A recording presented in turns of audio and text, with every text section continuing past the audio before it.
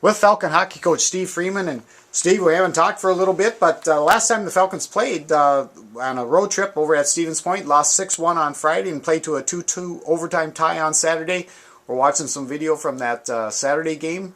Could you talk about those two contests a little bit? Yeah, Jim, it was, our road trip here, we've had 6 games in a row on the road, and some of the problems that we've had lately are just small windows during the game where we've played pretty well, and then all of a sudden, that first point game, we took a penalty, and during that penalty, we took another penalty, and the guy came off the bench, and somebody fell asleep out there, and they scored a goal.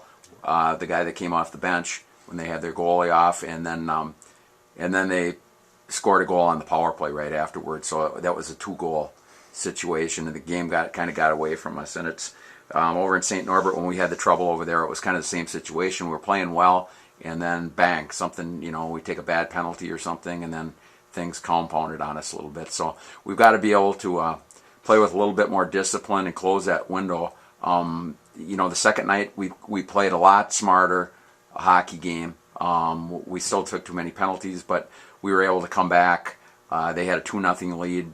One of the goals was they dumped it in, and it hit a seam in the glass, and Lewin went back to stop it behind the net, and it kicked out right in front. There was nobody in the net, so they popped that in. So we were down 2-0 most of the game, but we were able to come back and tie it up.